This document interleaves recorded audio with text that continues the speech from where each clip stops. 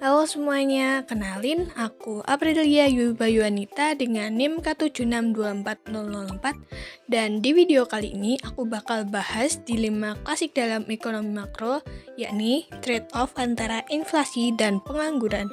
Mana sih yang sebaiknya kita atasi dulu?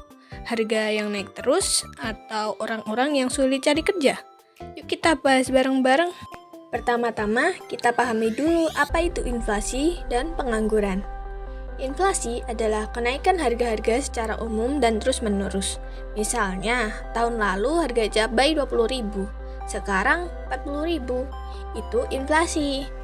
Sementara pengangguran adalah kondisi di mana banyak orang-orang ingin bekerja tapi nggak bisa dapat pekerjaan.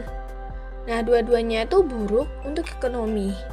Inflasi bikin daya beli turun, pengangguran bikin orang kehilangan penghasilan. Nah, dalam ekonomi, kadang saat kita turunkan inflasi, justru pengangguran naik. Tapi saat kita turunkan pengangguran, inflasi bisa naik. Ini disebut trade-off. Makanya, pemerintah harus pintar-pintar pilih, stabilin harga atau ciptain lapangan kerja dulu. Teori ekonomi punya yang namanya kurva Phillips. Grafik ini bilang inflasi dan pengangguran sering bergerak berlawanan. Jadi, kalau pengangguran turun, inflasi naik, dan sebaliknya. Tapi ini cuma berlaku di jangka pendek. Dalam jangka panjang, hubungan ini bisa berubah. Makanya, ekonom juga debat terus soal ini. Lalu, mana yang seharusnya diatasi lebih dulu? Inflasi atau pengangguran? Jawabannya memang tidak sesederhana memilih A atau B. Kita tidak bisa serta-merta bilang fokus ke inflasi saja atau utamakan pengangguran dulu, karena keduanya saling berkaitan dan punya dampak besar terhadap ekonomi.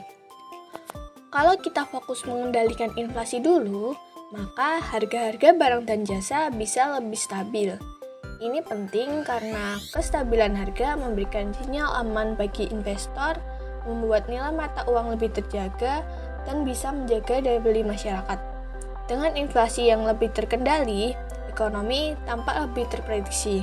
Tapi konsekuensinya, jika pengetatan kebijakan terlalu agresif, misalnya lewat suku bunga tinggi atau pengurangan belanja pemerintah, bisa menyebabkan pertumbuhan ekonomi melambat. Ujung-ujungnya, pengangguran bisa naik. Sebaliknya, kalau kita prioritaskan menurunkan pengangguran, artinya pemerintah dan bank sentral mendorong penciptaan lapangan kerja lewat stimulus fiskal atau pelonggaran moneter. Lebih banyak orang punya penghasilan, konsumsi meningkat, ekonomi bergerak lebih cepat. Tapi kalau permintaan dalam ekonomi meningkat terlalu pesat, sementara pasokan belum siap mengimbanginya, maka harga-harga bisa naik, alias inflasi melonjak. Jadi, mana yang lebih penting diatasi dulu? Tergantung kondisi ekonomi saat ini.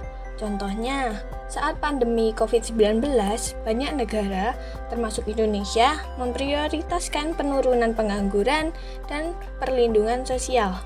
Saat itu, ekonomi lesu, banyak orang kehilangan pekerjaan dan aktivitas bisnis melambat. Maka fokusnya adalah menjaga daya beli dan mempertahankan lapangan kerja. Tapi dalam situasi seperti beberapa tahun belakang ini, di mana inflasi tinggi akibat krisis energi global, disrupsi rantai pasok, hingga perang, maka stabilisasi harga menjadi prioritas. Inflasi tinggi bisa menggerus daya beli seluruh masyarakat, terutama kelompok rentan, bahkan jika mereka punya pekerjaan sekalipun. Tapi, jika harus memilih satu saat ini, mengatasi inflasi dulu adalah langkah yang lebih masuk akal. Karena inflasi tinggi tidak hanya menyulitkan masyarakat dalam memenuhi kebutuhan dasar, tapi juga bisa membuat iklim usaha tidak stabil, investasi tertunda, dan ekonomi kehilangan arah.